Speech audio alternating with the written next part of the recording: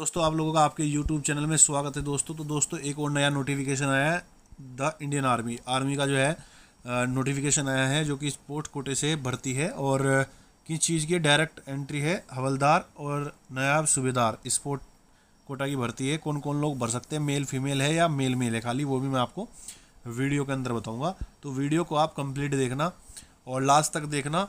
और आप मेरे टेलीग्राम और इंस्टाग्राम पर मुझे फॉलो कर सकते हैं। अगर आपको कुछ पूछना है तो आप वहाँ पर मेरे से पूछ सकते हैं।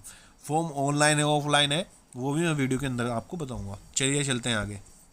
तो हम बात करते हैं यहाँ पर selection in the Indian army fair transparent. जो इंडियन आर्मी के जो होते हैं वो फेयर ट्रांसफरेंट होते हैं, कोई दिक्कत नहीं होती इनमें। Required to be paid anyone for selection for requirement the Indian army candidate should be not fail to ये मेन हमारा है। स्पोर्ट डिसिप्लिन क्या है, Indian army invite the unmarried Indian male and female. ये बड़ी खुशखबरी है, मेल के साथ साथ जो है फीमेल को मौका दिया गया है।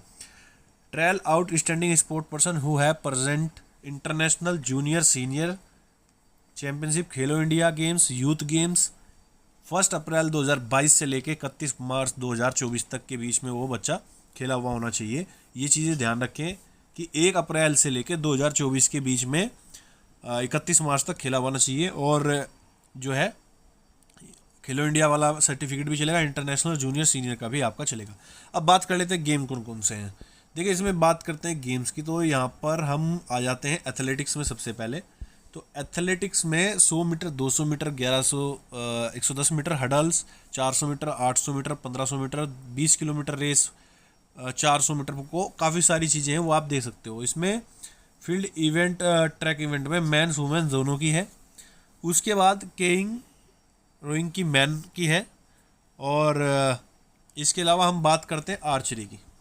तो आर्चरी में क्या है हमारे पास, आर्चरी में कंपाउंड रिसर्व मेंस और वुमेन्स दोनों की वैकेंसी है। देखिए जो वैकेंसी है वो स्विमिंग की भी है हमारे पास, 50 मीटर 100 मीटर रेस स्विमिंग की भी यहाँ पर वैकेंसी है, ये भी आप देख लेना।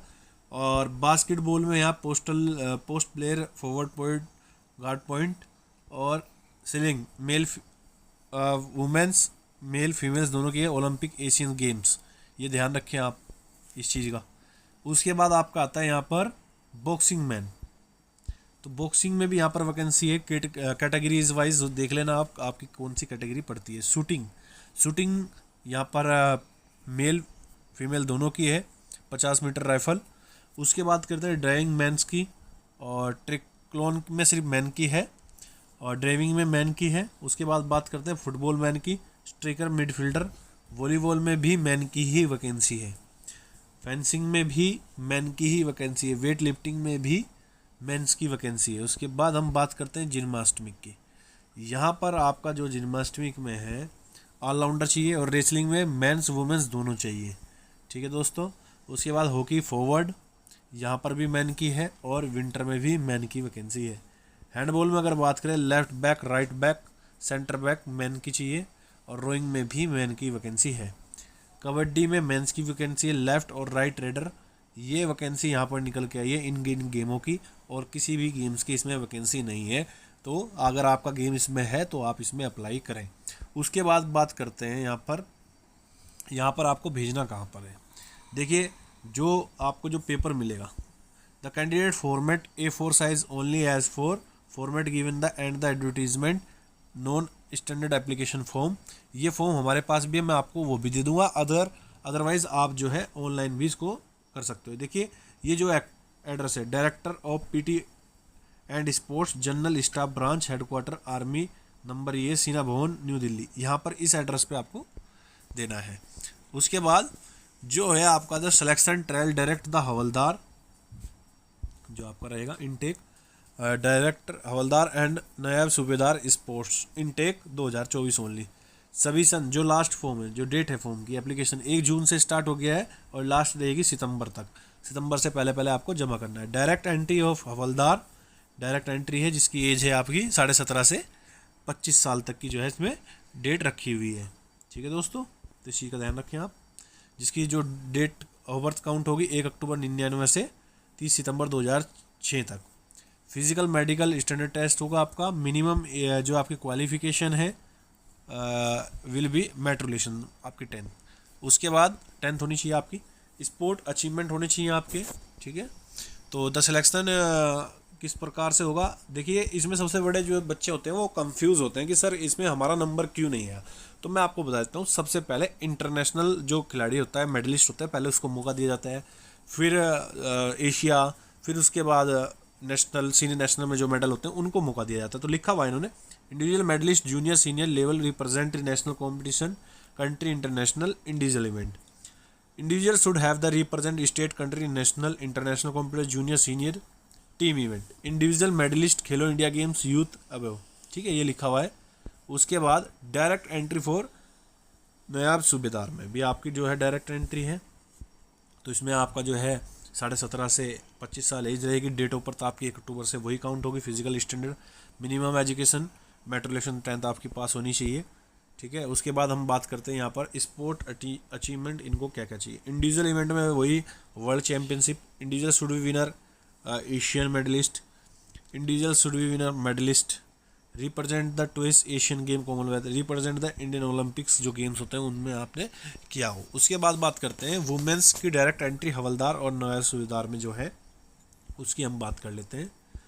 यहाँ पर उनके लिए मेट्रिकुलेशन वही रहेगा आपका, एलिजिबिलिटी, इनरोलमेंट, डाटा हवलदार और नए सूबेदार, पे स्केल वही रहेगा नया सूबेदार का जो आर्मी रूल्स 2017 में हुआ था उसी के हिसाब से रहेगा। तो इसके बाद बाकी चीज़ें हैं आप पढ़ लेना थोड़ा, क्योंकि मैं अगर वो करूँगा तो ज़्यादा लंबा हो जाएगा। ड्रेस रेगुलेशन, ये सब चीज़ें आप लोगों के लिए, पोस्ट रिटायरमेंट, ईवीएम स्टेटस, ये सब चीज़ आप लोगों के लिए आप ध्यान से पढ़ लेना, ठीक है, जो जो चीज़ें। उसके बाद हम बात करते हैं फिजिकल स्टैंडर्ड मेल। तो इसमें क्या है कि जो आपकी जो हाइट होती है, हाइट किस हिसाब से, वेस्टर्न जो हिमालयन के हैं वो 163, ईस्टर्न हिमालय के वो 160, वेस्टर्न प्लेन्स के 170, ईस्टर्न प्लेन के 169। देखिए आप जिस भी उसमें पढ़ते हैं उसके आपके हिसाब से आप देख लेना, ठीक है। अगर मैं ज़्यादा बताऊँ तो लंबी वीडियो जाएगी।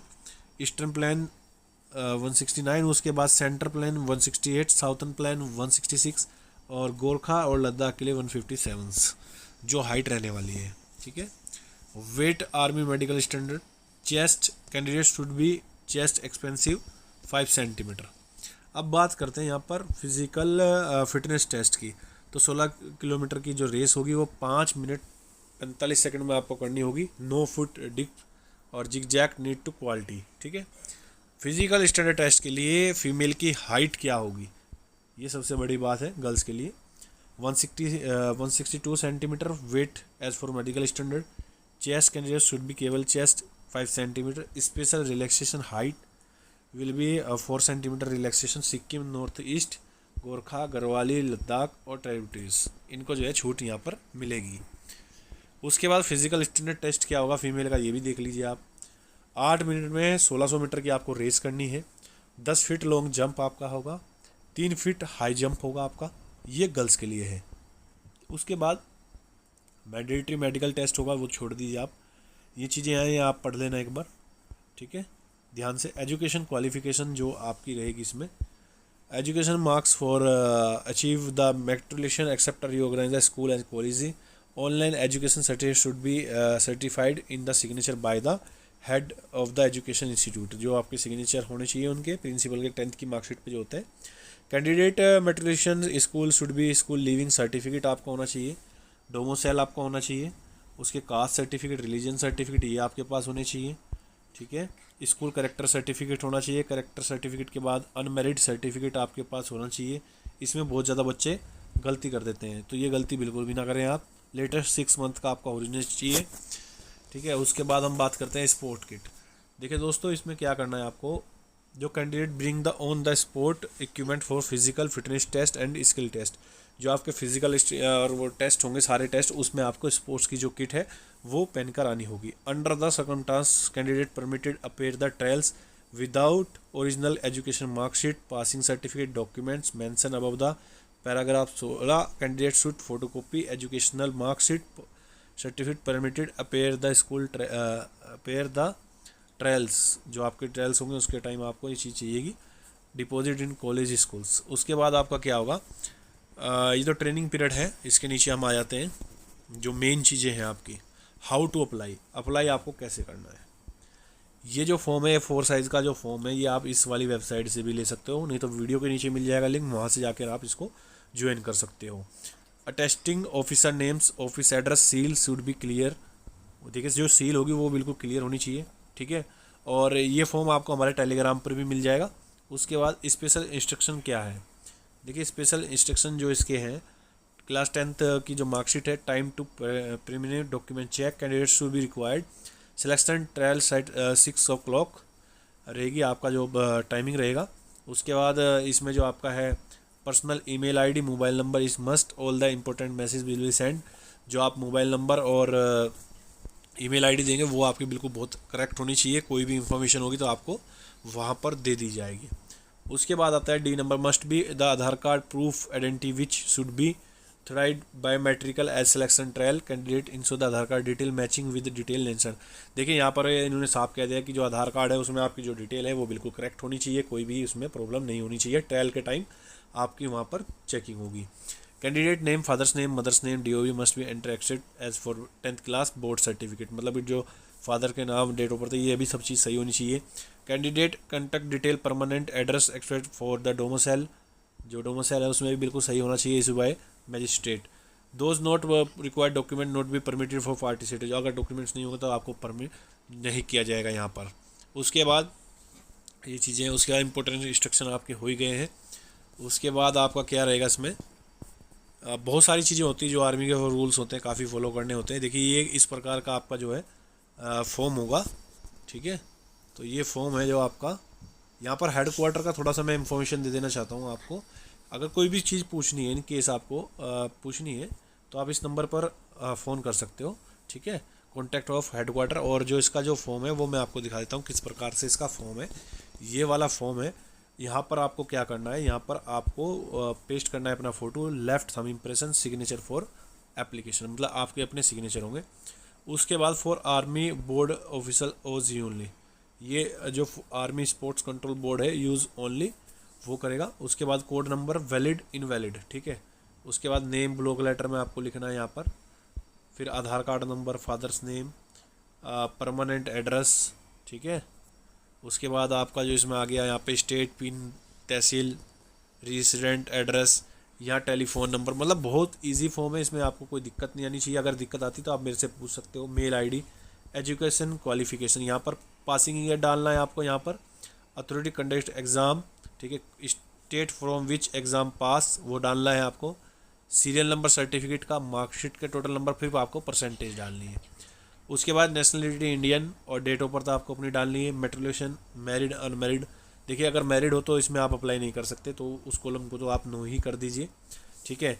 Have you been discharge from arm force, या किसी भी आप फोर्स से हो तो यस या नो आपको करना है। Date of enrolment, date of discharge, reason वो आपको देना है। ये 12th वाले नंबर के लिए है, जो कि गवर्नमेंट जॉब में होते हैं उनके लिए।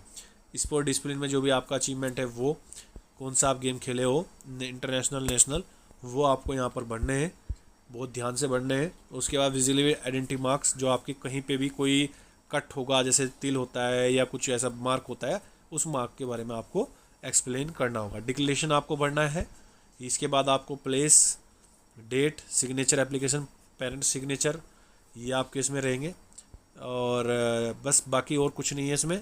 और इससे दोस्तों आपसे निवेदन है इस वीडियो को ज़्यादा से ज़्यादा शेयर करना और चैनल को सब्सक्राइब करना मत भूलना। अगर कोई भी इन्फॉर्मेशन है तो आप हमारे टेलीग्राम पर आपको ये PDF मिल जाएगा, वहाँ पर भी जाकर आप इसको फॉर्म को ले सकते हो। और आपसे निवेदन है, अगर आपने अभी तक चैनल सब्सक्राइब नहीं किया तो चैनल को सब्सक्राइब करना मत भूलना। और दोस्तों आपसे निवेदन है ऐसी वीडियो को प्यार देते रहना। जय हिंद, जय